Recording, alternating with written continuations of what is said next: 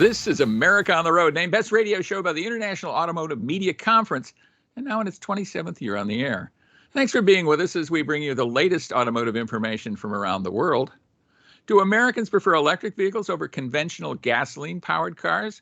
We'll have the results of an illuminating new survey that attempts to answer that question. While consumers are having a tough time with the current lack of inventory of new cars, one group seems to be loving the situation. We'll tell you who that group is and why they're so happy coming up.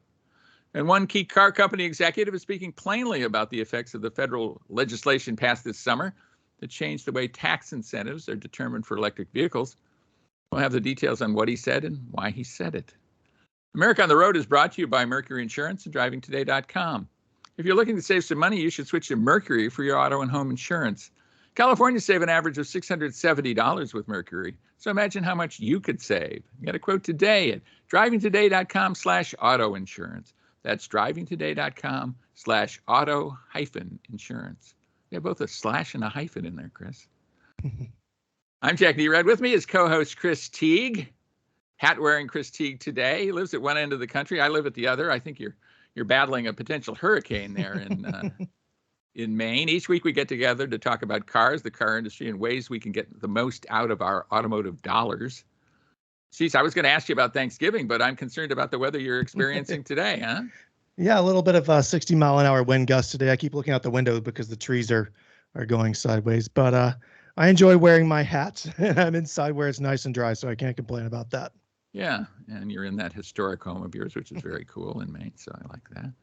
What vehicle are you going to be talking about this week?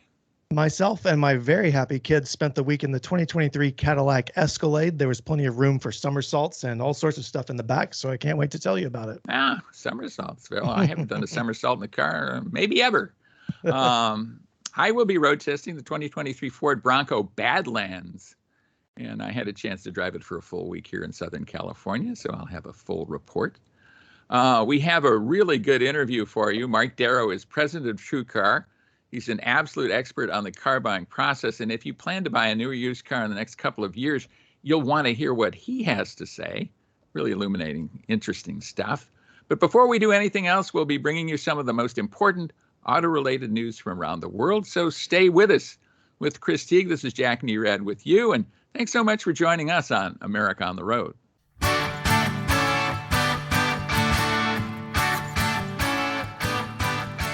Welcome back to America on the Road with Chris Teague. This is Jack Nerad back with you, and thanks so much for being with us on America on the Road. Love having you with us. It's news time here at America on the Road, and there's a question about whether Americans prefer EVs or conventional cars. A lot of people are trying to answer that question. Certainly car companies would like to answer that question.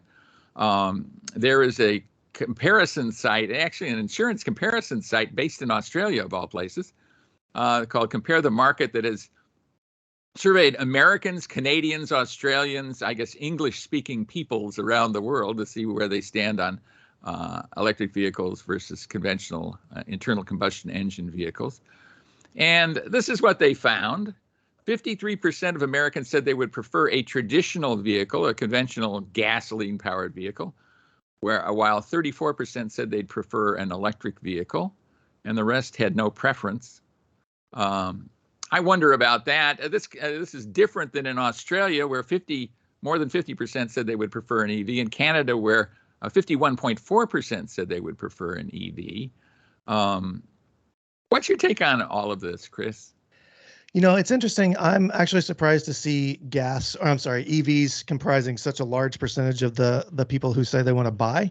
But it's also not surprising to see that number for EVs is higher in places like Australia and Canada, right? Because we've been complaining about gas prices recently, but these people have been paying 4 or 5 times the amount we pay for a gallon of gas for years now. So that part of it's not surprising. But again, I am surprised to hear that so many Americans would prefer an EV.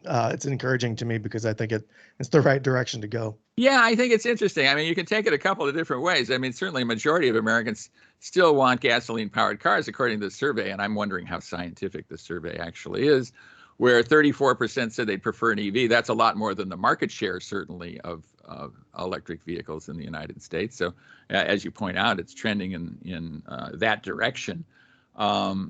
Certainly, younger folks like EVs and want them. People 18 to 24 years old were most likely to say they preferred an EV. 70% of people of boomer age or near boomer age, I guess people who are 55 aren't even boomers anymore, would prefer a conventional vehicle. So that's not that hard to figure out, is it? Nope. Well, here is, we asked who likes the fact that inventories are low right now. New car inventories are low. Certainly consumers aren't wild about it. I don't think car companies are particularly happy with it. But I can tell you a group that likes it, and that is retail auto dealers. They are reveling in the situation. They continue to enjoy higher than ever profits. Some are up 50% or more. And it's not hard to figure out why. I mean, you've experienced this yourself, just doing some calls right in your local area, right, Chris?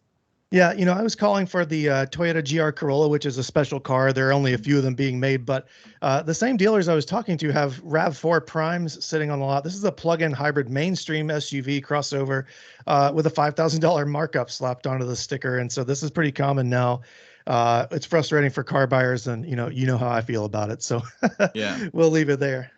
Well, Ward's Auto did a survey of dealers, and they found that close to 40% of them were either exceeding or far exceeding their revenue and profit objectives for the last 12 months. So they're loving the way things are. Will they stay this way? That's the big question. And I think the answer is it's doubtful they will stay this way for very long. I think as competitive as the global car market has always been and is likely to be, we're going to see some lessening of the problem of inventory. At the same time, interest rates are shooting up.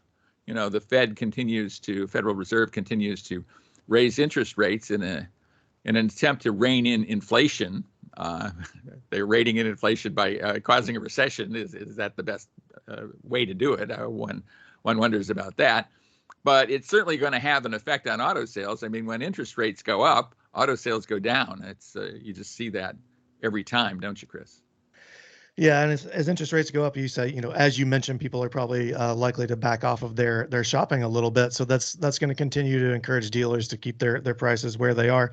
And as you say, it's anybody's guess when these prices are going to start coming down. But from the dealer side, it's going to take them a while. Even when inventory starts coming back, it's not going to be an immediate switch where they say, oh, well, now we have more cars, we're going to lower our prices. So it could be a while before we start to see things level off, which is unfortunate. I'm seeing some hopeful signs, though, here in Southern California. I mean, I'm seeing some incentives. I'm seeing some lease deals being advertised on TV now. You didn't see that a month ago or 2 months ago at all. And now I think there's more than enough inventory of some models, not every model, certainly, but some models, there's more than enough inventory, and the manufacturers want to move those. So they're putting some incentives in the market. So I think if you shop carefully, you might not find exactly what you want. And I know you're looking for a very specialized vehicle right now. Is that to replace the GTI, or is that... It will replace the GTI. And, I just have to be clear that I'm complaining about markups on a car of which there are probably only, I have no idea, but only a few hundred made. So my case is definitely a problem that is not really a problem. Well, there's a lot of markups, though, on cars that are much more mainstream than that. So I think that's something to pay attention to.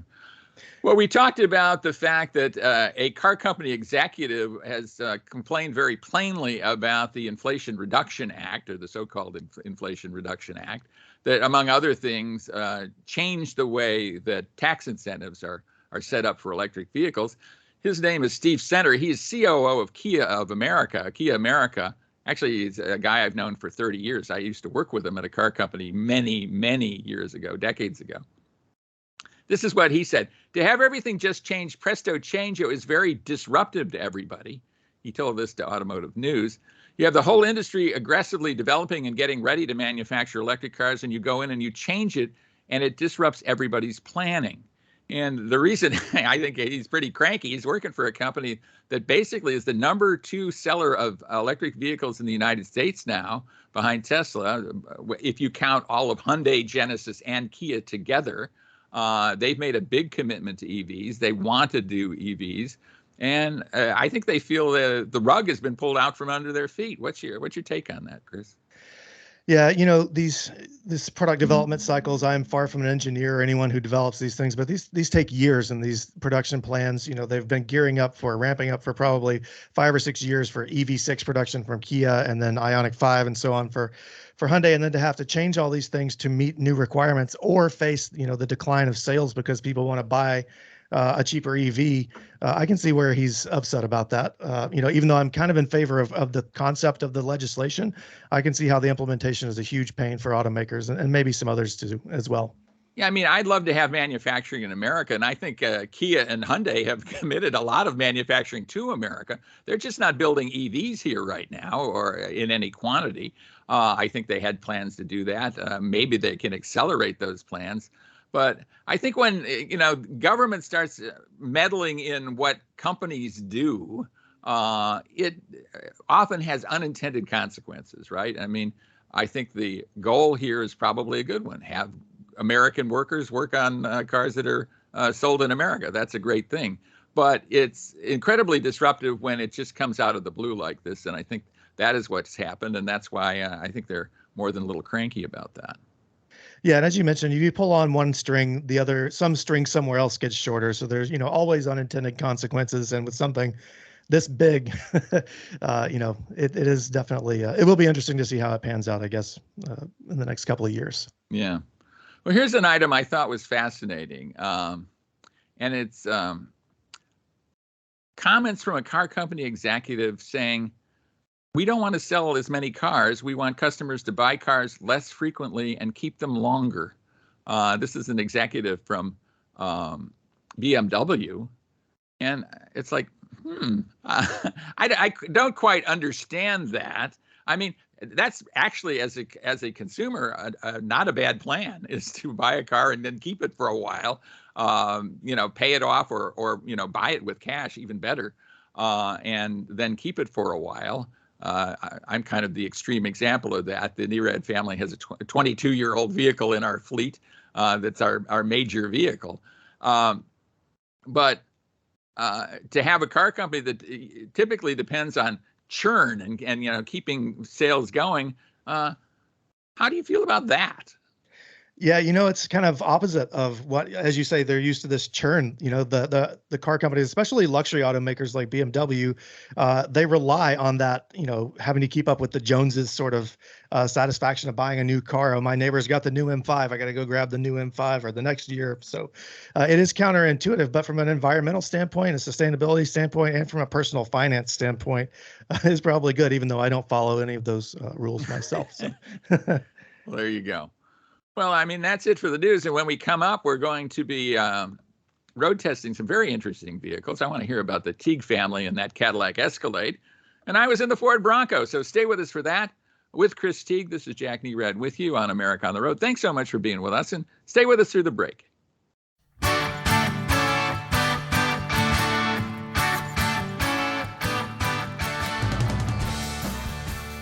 Welcome back, everybody, to America on the Road with Chris Teague. This is Jack Nerad with you, and it is road test time. And wow, we've got some, I believe, quite interesting vehicles to road test. The Cadillac Escalade, somersaults in the back. I want to hear about that, Chris. Tell us all about it. Yeah, I always enjoy driving the Cadillac Escalade. It's one of those things that, when a lot of people think of luxury vehicles or I've arrived, especially when you're talking about American cars, it's the Cadillac Escalade. Football players, NBA players, baseball players, they're all, this is the ride of choice. But we spent the week in the Sport Platinum trim, which is the next to highest trim level. It starts around $109,000. Ours had some options. The price was around $120,000 after everything was said and done. You can go up. I know you talked about the Escalade V Series a few weeks ago, Jack. That one is the top of the line with the giant supercharged V8 for $150,000.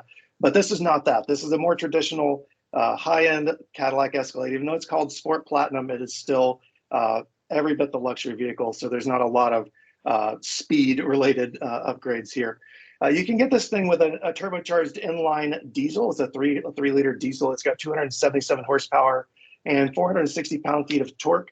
But mine came with the standard 6.2-liter V8. It's got 420 horsepower and 460 pound-feet of torque. Jack, I wanted to ask you, I didn't get to ask you before the show, have you driven the diesel-powered Escalade? And if you have, what do you think about it?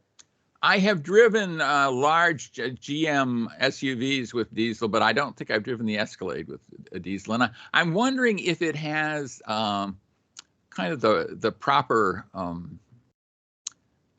just luxury feel to it that you would like. Diesels have a tendency to be a little loud, maybe run a little rough compared to a gasoline engine. They do. I think a similar diesel's in the GMC Sierra. I tested one with the diesel engine last year, and it was very refined, and that's a pickup truck, so I can only imagine it's probably very refined here. But for such a large V8, Jack, you get the throaty V8 sound. You start it up, it sounds like a big American V8. But when you get on the gas and you're underway, all of that kind of fades away. The Cadillac, it's very isolating. You feel like you're kind of sitting in almost like a hug, really, because it's so quiet. It's so isolated. You're tall, you're high off the ground. And you really do feel like you're separated from the traffic and things around you. You might even be 6 feet tall.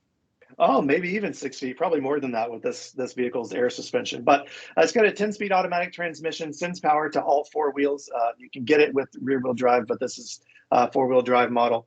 The transmission, Jack, this thing is super smooth. Sometimes with the 10-speed, there's a little bit of a hunting of the gears, especially at lower speeds. You're in town, it's trying to figure out and anticipate the speed that you're going to be going. But there is none of that here. It's very quiet, as I said. It picks the gear, sticks with it, and keeps the engine moving so that the vehicle is going forward, but you're not really experiencing anything other than movement. No sound, no vibration, none of that. As I mentioned, it's got air suspension, so it lowers itself when you get in and out of it. This vehicle also had the optional power fold-out side steps. So not only does it lower itself, but it presents a side step. So entering and exiting is very easy, even for my 6-year-old daughter, who traditionally has trouble climbing in and out of vehicles that are taller than her head.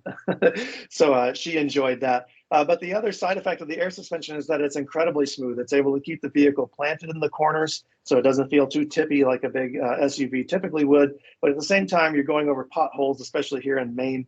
We have some pretty rough roads. It just soaks all of it up, and it remains quiet at the same time. Excuse me.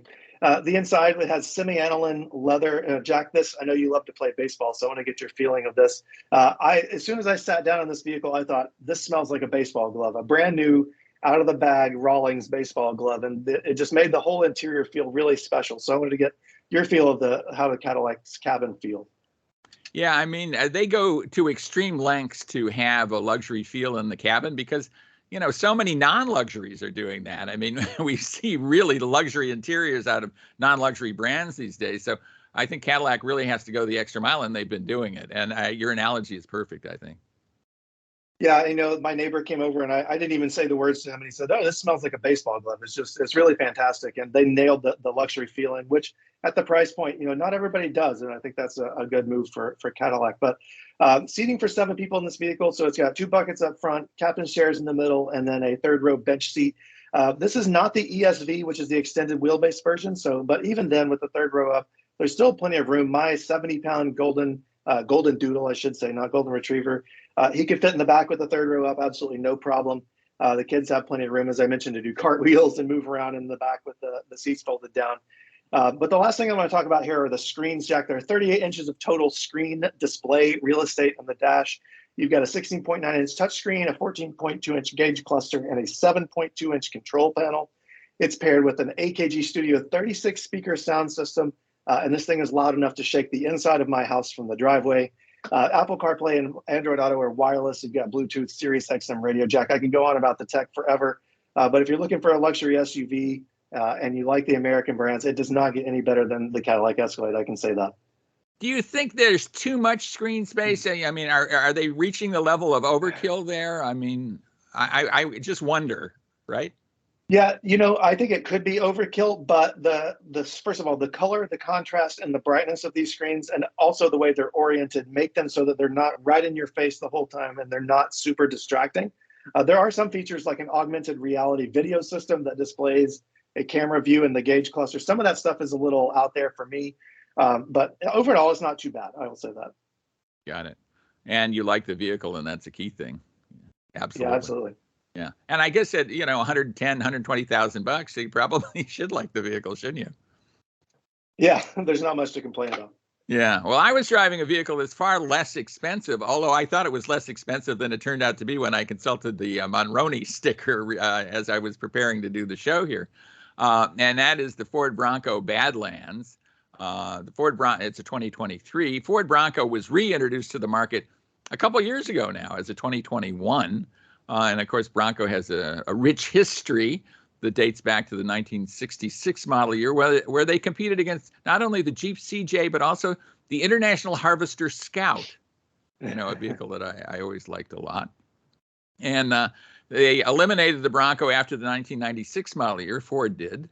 And ever since then, Ford fans have been saying, hey, bring back the Bronco. So they brought it back in 2021. I think they missed 2 decades of potential very rich sales, where Jeep had the market all to itself. The Jeep Wrangler had the market all to itself.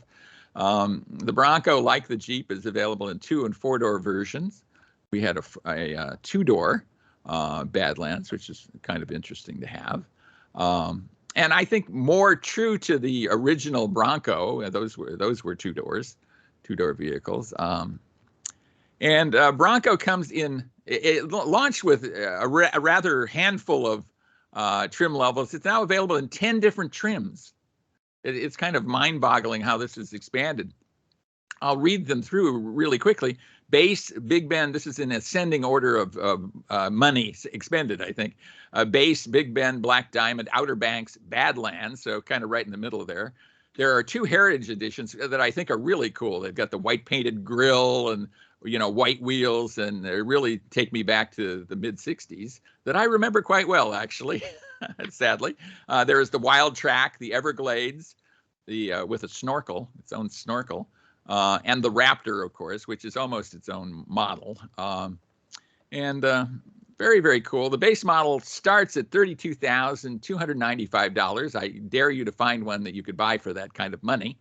And this has been a big hit for Ford. I mean, this has been one of the success stories, I think, of this decade, is the Ford Bronco. I see them all over the place here in Southern California. And I think they've just resonated. And I think they've taken a bite out of the Jeep Wrangler. 3 engines available in the Bronco. The car I tested, the Badlands I tested, had the 2.3-liter 4-cylinder, direct injection and turbocharging, an EcoBoost engine, 275 horsepower, 315 pound-feet of torque on regular grade fuel. It goes up to 300 horsepower if you put premium in it. I didn't want to take a bank loan out, so I did not put premium in the vehicle I had. The 275 horsepower was just fine. You can get an optional engine, a 2.7-liter V6, also turbocharged. It offers 315 horsepower. With premium fuel, that's 330 horsepower. The Badlands edition I had the 7-speed manual transmission with a super low crawler first gear. What's your take, Chris? Would you go with an automatic or would you go with a manual in a vehicle like the Bronco Badlands? Yeah, for me, I would only be doing light off-roading because I have kids and always be hauling. I'd probably have a 4-door, so I'd go with the automatic. But I can see, there's absolutely a use for that crawler gear and the 7-speed, so it's useful for the right audience.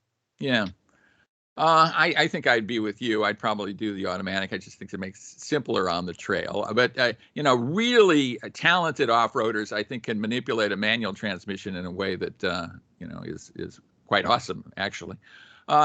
Some of the vehicles can be available with sway bar disconnect, so that's very cool. I mean, this is very well equipped for off-roading, and the Badlands in particular is well equipped for off-roading. When it comes to fuel economy, well, not so much. These are not vehicles you buy for fuel economy. The 4-cylinder I had, 20 miles per gallon city, 21 miles per gallon highway, 20 miles per gallon combined. I guess it's not too terrible. For a vehicle as big as this, but it's not all that big. It's a 4-passenger vehicle, too. Another kind of questionable thing about these vehicles is the advanced driving assistance features offered. A little lighter duty than most passenger cars these days. Although the Bronco certainly outdoes the Wrangler. It has Ford Copilot 360. And so it has things like hill start assist and pre-collision braking assist, forward collision warning, automatic emergency braking with pedestrian detection. and it has hill descent controls on manual transmission models.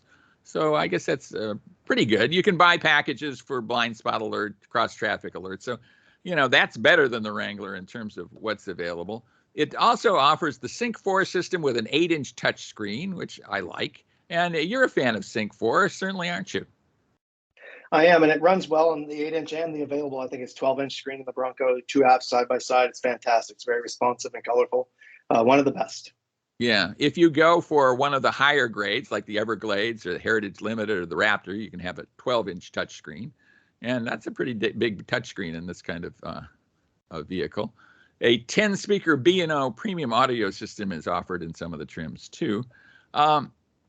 I like the interior. It is definitely in two-door form a 4-passenger vehicle. The rear seat is kind of narrow, actually, but it is roomy and it has pretty good cargo space with both seats in use. It has 22.4 cubic feet of cargo space, so that's more than adequate. In some versions too, you can get marine-grade vinyl seat upholstery and rubber mats and actually hose out the interior. So that's not bad either, especially if you have kids and you do birthday parties in there. What do you think about that? Yeah, we're thankfully a little cleaner than that, but I can see a use for it. Yeah. So in any case, very good. And I think I might have misspoken about the amount of storage space in the Bronco. It's actually 38.3 cubic feet of space and 83 cubic feet of cargo area. I was quoting figures on the competitive Wrangler there, so you can see the big difference. But I like the Bronco a lot. The vehicle I tested, I expected to cost something like $45,000 or $46,000 was my off-the-cuff estimate. It's actually $58,000, the MSRP. So I'm like, manual transmission, base engine, $60,000, and that's before markup. Yeah, it adds up quick. It certainly does. Well, when we come back, we will have a great interview with Mike Darrow. He is president of TrueCar. And if you're about to buy a new car or even thinking of buying a new car in the next couple of years, he's got a lot to tell you. So stay with us for that. With Chris Teague, this is Jack Red with you. And thanks so much for being with us right here on America on the Road.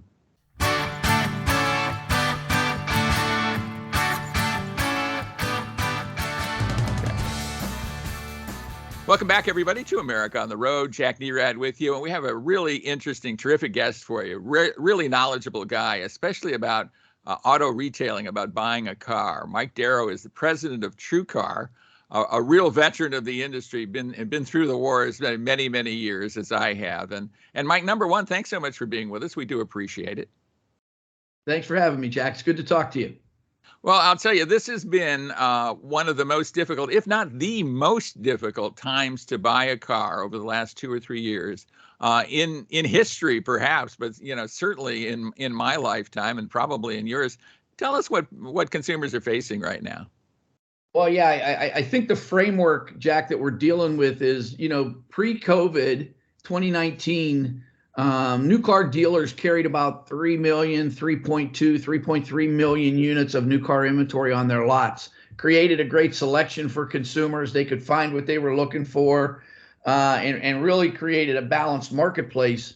Then when COVID hit and the after effect of COVID, and I think, and you've seen this, our industry actually responded pretty well to COVID. Dealers became very flexible. They started delivering cars to consumers' homes. And we kind of got through the aspect of the COVID impact on the business getting into the tail end of 2020. And then in the second quarter of 2021, these parts shortages really started to pop up, and it started with chips. And what we saw is inventory dramatically started to decrease, and it fell from that 3 million plus range to, in October of 2021, new car inventory was below 1 million units. So what happens when the supply gets so restricted is that pricing goes up. The only alternative dealers had was to raise price on the cars they had, and that was the reaction to the marketplace. So when new car pricing goes up like it did, it creates space for used car pricing to go up. So at the same time new car price went up, used car pricing followed it right up in the marketplace. which kind of created a double whammy for consumers, right? Whether you were a new car buyer or a used car buyer, you were being impacted by the new car inventory shortage. So the good news is, a year later, in October of 2022, what we've started to see is a rebuild of new car inventory. It's our data shows it was about 1.5 million at the end of October. So it's creeping back up from the low points.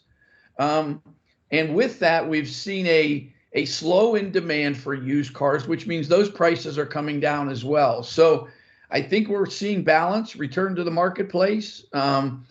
We are in a wonderful industry when there's a balance between supply and demand, and consumers and retailers can interact in a positive way. And I think we're returning back to that spot. Yeah, I mean, most of the time there's a little bit of oversupply in the industry, and before the past 2 years, and that's frankly pretty good for the consumers. There's a lot of competition out there. It's fierce, and pricing and incentives and all that happens. But when inventory is restricted, as we've seen, it becomes a whole different story, doesn't it? It really does. And as we look at the data, and it's there's a lot of different views on where that balance comes back, but our data shows us that about 2.5 million units is where you get a really nice balance between supply and demand. It doesn't need to push up over 3 million.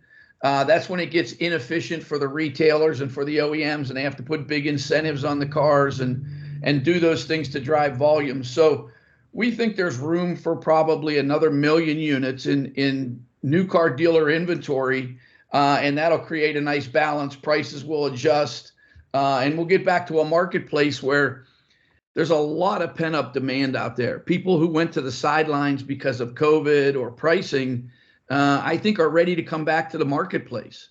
I know I've promised my wife a new lease car for months now, and I haven't been able to go back to the market because we just can't find what she wants. And I think as the inventory builds back up, there's a lot of buyers who will come back to the marketplace ready to buy. Well, and that's what a lot of people are running into. And I think TrueCar certainly can help people with that, right? Help them find vehicles that they otherwise couldn't find. Let our listeners and viewers know what TrueCar does these days. Yeah, so we currently, Jack, we have about 1 million units in inventory, new and used cars. We have about 12,000 dealer partners. About 8,000 of them are franchise dealers, and about 4,000 independent used car dealers. Our business has shifted a bit recently. We used to be a heavily dominant new car brand for shoppers. Now we're more balanced in the type of shoppers we see. And in Q3 and Q4, we were about 50-50 new and used for shoppers on our site actually buying a car from one of our retail partners. So, the traffic to our site, as with many internet properties, has been up because consumers realize they've got to shop online and actually find a vehicle of interest before they even begin to think about going to a dealership. The days of being able to go to your local dealer and see 200 cars on the ground and kind of pick out the one you want, I think are a distant memory. And now consumers are spending time online, finding the car they want. We help them with that. We also help them understand pricing. We help them understand payments, all the things they need to move forward with the purchase.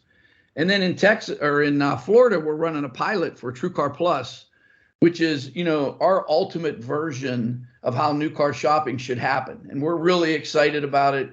It's an opportunity for a consumer to go end to end, from discovery all the way to purchase. And we're building that out. We've been at it for about a year, seen a lot of success in Florida, and we're ready to expand it to 5 additional states here before the end of the year. So, we want to bring that product to a lot more consumers. We have our traditional leads product available to help consumers where we're not with TrueCar Plus yet. But, a lot of exciting things happening for us at TrueCar. Right. Well, I mean, the dream of buying a car digitally and, not necessarily having to see a dealer. I mean, certainly you and I are both big proponents of dealers. I know I am, and I'm certain you are too. I mean, dealers are the lifeblood of this industry, and they do a lot in the local communities. There's a lot of things that they do that's very useful, but they have their place, right? And being able to do a lot of this stuff online, a lot of preliminary research, and then even deal making and getting to the point of culminating, agreeing to a deal online, That's kind of the holy grail, isn't it, Mike? That's right. And you touched on it, Jack. To us, retailers, our dealers are the foundation of our program, right? We want to bring modern technology to their inventory. We want to expose it to consumers in a broader range than what they've been able to do. A lot of dealers are out there trying to figure out how to compete in a digital environment, right? It takes a technology investment, it takes marketing, it takes all those things. By putting their inventory on TrueCar Plus, we take care of all of that. We've built the technology, we do the marketing and bring the consumers in. They just have to work with us on pricing their inventory and letting us know what products they sell. And we can bring them into a modern digital environment with very minimal investment. Yeah, and excellent consumer experience going through that. And, you can do that any time of the day or night, I imagine, 24/7, 365. If you're having cookies and milk at 11 o'clock at night or something like that, you can be working on your car deal and then resuming again the next day, right? Yeah, that's the beauty of the whole program, Jack. From the consumer perspective, it allows the flexibility and timing. Car buying oftentimes is multi-steps for a consumer, particularly if you have a trade-in. You have to get a value for your trade. You have to understand your buying capabilities and the way you want to address the marketplace. You have to get financing. And rather than trying to squeeze that into a 6-hour visit at a dealership, what we've done is put it in pieces where a consumer can do it at their own pace and do it in the comfort of their home. And like you said, the ultimate vision of the deal is a consumer builds the deal they want, and the dealer comes in the next day and it's sitting there waiting for him. He's excited to have the incremental business. The consumer's happy with the process, and everybody who's been involved in it is excited about the way it goes. So, we've seen some real good early signals, and we think we can have a major impact on the way people buy cars in the future. Really, and they can do it the way that they want to do it too. If they want to test drive, there's a dealer, largely local probably, that will enable that and make that happen. If they want the car delivered, you facilitate that too, don't you? Exactly. And for the folks who want to test drive before they do the deal, they can always go out to a dealership and do that. Our program comes with a 3-day return policy. So, that's kind of a test drive phase. If you don't have a chance to go drive the vehicle first, you can drive it for a couple of days, and then we'll support if you need to, returning that vehicle back to the dealer. So, we want to make it transparent and easy to use for the consumer. We want to make it efficient for the dealer, and I think there's a real opportunity to do that and keep a balance to the marketplace where dealers still play a key role. Right. For consumers who aren't in Florida, and I guess you're going to roll out in the Southeast as well fairly soon with TrueCar Plus. But for those who can't have access to TrueCar Plus at this time, how do they go about doing it, Mike? Well, we're going to steal some marketing approach from the movie industry. We'll be rolling out each quarter, and as we get ready to go into a market, those folks will get some media from us that says coming soon. We'll describe what's going to be available to them. And in the interim, we still have our core product available. They can shop local dealers in their marketplace, and we'll make a connection for them with the local dealer, and they can go in and buy the vehicle. Yeah. Well, pricing, of course, has been one of the things that has marked TrueCar. I mean, real transaction pricing, what's going on in the marketplace as opposed to a largely fictional pricing that's out there. Describe how you can help consumers in this marketplace. Yeah, I think the interesting thing for us is one of the foundational things that TrueCar did was ask for proprietary pricing from our retail partners. So our dealers all use a mechanism that we've built for them to send us their pricing. It's unique to us. We ask them to make sure that it's the price they want to sell the car at. And we make sure consumers understand that this dealer's willing to sell this vehicle at that price. The other thing we do is we take all the transactions in a marketplace and we create a data bell curve for the consumer to understand how a similar car that they're looking at's been sold in the market and what the price was. So we get a real price from the dealer, and then we give the consumer a look at what's been bought in the market, and they could tell, where that sits in the bell curve. Is it fair? Is it a great price? Is it a little bit high priced? They'll have all that data to make that decision. Right. And of course, the value of the customer's current car is important, right? I mean, you really can't solidify a deal without a solid price for that trade-in. So tell us about that. Yeah, so about 40% of the consumers we work with have a trade when they're buying a new car or another used car. So it is very important that they understand the value of that trade. We have a tool on our site. They answer a few questions for us, and we give them a guaranteed cash value for their trade-in. It's backed by TrueCar. And if they go to the dealership to finish the deal and it ends up being a vehicle that the dealer doesn't want, we'll come and get it and guarantee the customer that cash. So you touched on a very important point. There's a lot of appraisal tools out there, but many of them are a range. And they say your car's worth somewhere between $12,000 and $15,000. Well, if you're trying to do a deal, that's not very helpful because you need to know that real number. So, we lock into a real number for the consumer and then we stand behind it. What are your, we don't have much time left, Mike, and I'm kind of sorry about that because there's a lot to still explore, but what are your parting thoughts for people who are looking to buy a new or used vehicle in the next, say, 30 days or so?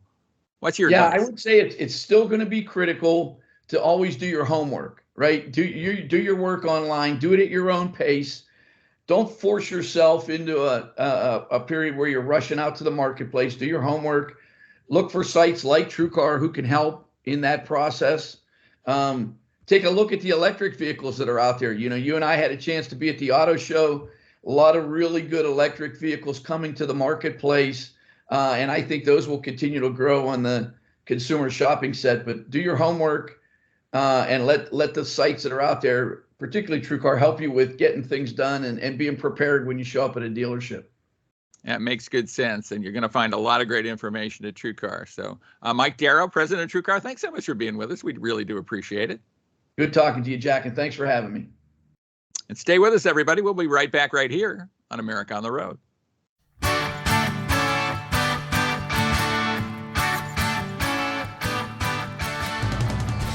Welcome back to America on the Road with Chris Teague. This is Jackie Red back with you, and we're so glad you're with us on America on the Road. We do appreciate you listening, and if you like the show, please tell a friend about America on the Road. Listen to it on the radio, pick up the podcast, all of those things. Watch us on YouTube, for that matter. See Chris's hats. It's fun to watch. See which hat he's wearing today. Here, it's listener question time, and here's a listener question. This is from Leonard in Arlington, Texas. Leonard asks this: I'm looking for a medium-sized SUV that is also fun to drive. Is there such a thing? What do you recommend? Chris? Yeah, well, the good thing about automakers making all sorts of SUVs is they tend to make plenty of fun to drive models because that's what people drive. So starting at the lower price range, Jack, we have plenty to choose from. There's the Mazda CX-5. I think it's a fantastic vehicle. It looks great. It's affordable in terms of the grand scheme of things. If you want to move up the food chain a little bit, the Genesis GV70 is great. It looks fantastic. It's really comfortable. It's fun to drive. The Alfa Romeo Stelvio is another one, man. It's Italian style. The Audi SQ5. We could keep going. If you want a wild card, Jack, I'm going to throw this out. I want your reaction. The Hyundai Kona N, I think, is a fantastic choice. It's also one of the most affordable ones. It's very fun to drive. So what do you think? Yeah, I think you've landed on a bunch of them. Another one I might throw in there is the Mazda CX-9, a 3-row midsize, a little smaller midsize. I've had good luck with that, and I think of all the midsize vehicles, it probably handles among the best. And then there is a Ford Explorer version with 400 horsepower that's a kind of a cool vehicle as well. So if you're looking for something like that, and I think Mazda does the fun to drive SUVs most likely. Yeah, mine were a little on the small side there, so I guess I could have bumped it up a little. Yeah, but you identified some luxuries that are very cool too, and they're out there, which is very nice. So I think maybe that helps Leonard. And you always help the show, Chris, by providing such great insight. Thanks for co-hosting. Yeah, it's great to be back, or great to be here. I was here last week. I want to thank everybody else for listening to us. If you like what you heard and you want to hear more, you can take us with you wherever you go. If you go to the sportsmapradio.com website, you can find us on Saturday morning. There you can find our podcast on all the major platforms. Yes, and thanks to the SportsMap Radio Network stations for carrying America on the road. I'd like to plug my new book. It's just published. It's called Dance in the Dark. It's a crime thriller inspired by true crime. I happen to have somewhat of a passion for true crime, and so I wrote this essentially as very much like a true crime book. I think Everything in Dance in the Dark is very plausible, so look for that. It's on Amazon right now from E.M. Lancy Publishers, LLC. As you say, our show is available as a podcast, and we want you to join us again right here for another edition of America on the Road.